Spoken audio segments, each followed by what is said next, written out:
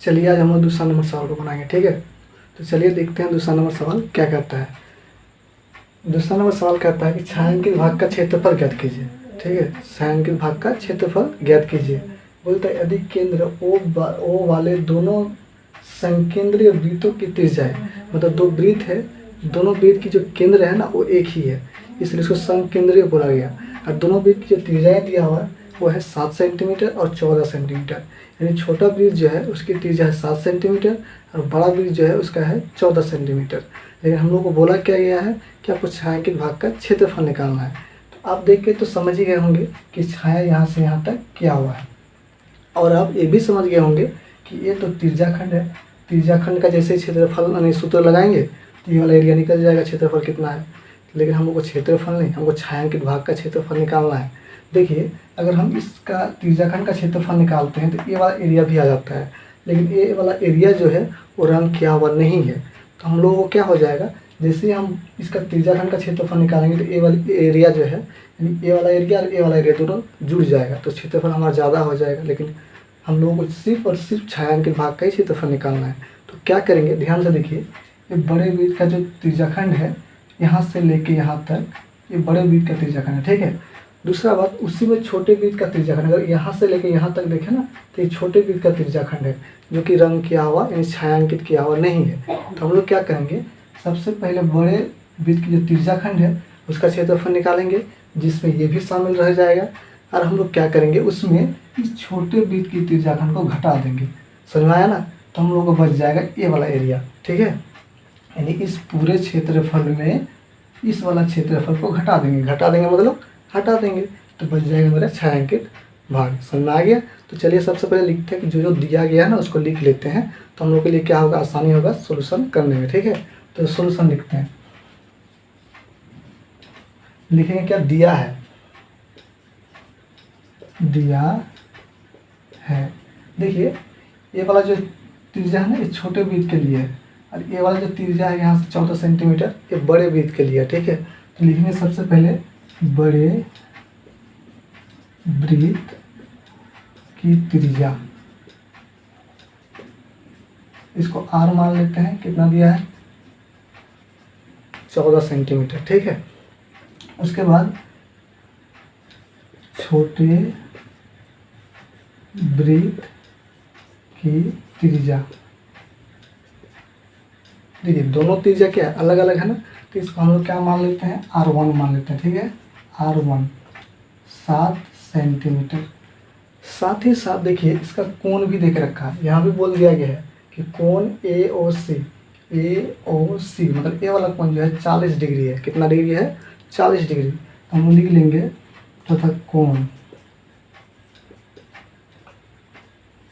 यानी theta 40 degree देके रखा है।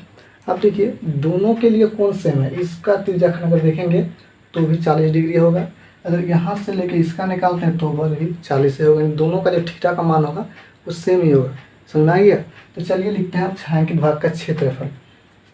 अब छायांकित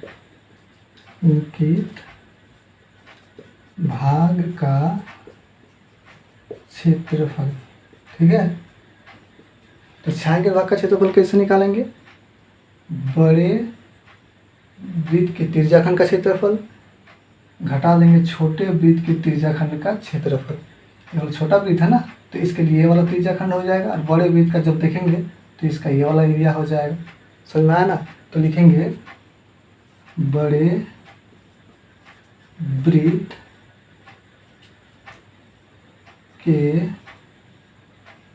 त्रिज्याखंड का क्षेत्रफल, त्रिज्याखंड का क्षेत्रफल माइनस छोटे वृत्त के त्रिज्याखंड का क्षेत्रफल, ठीक है। यानी बड़े वृत्त के त्रिज्याखंड का क्षेत्रफल और छोटे वृत्त के त्रिज्याखंड का क्षेत्रफल। तो देखिए त्रिज्याखंड का क्षेत्रफल क्या होता है, पाई r स्क्वायर गुना थीटा बटे 360। तो देखिए पाई r स्क्वायर गुना थीटा बाई 360, ये बड़े वृत्त है ना, बड़े वृत्त, तो देखिए बड़े वृत्त की जो त्रिज्या है उसको आर मान चुके हैं, तो इसको आर ही रहने दिए, ठीक है। माइनस फिर इसका भी सूत्र सेम ही होगा क्योंकि दोनों त्रिज्याखंड ही है, ठीक है। तो पाई आर स्क्वायर गुना थीटा बाई 360। अब थोड़ा सा ध्यान दीजिए, ये छोटे वृत्त की त्रिज्या देखिए लिख दिया, छोटे वृत्त के त्रिज्याखंड का क्षेत्रफल, तो छोटे वृत्त को क्या मान चुके हैं, R1, तो इसको क्या मान लेंगे, R1। समझ में आ गया, ठीक है।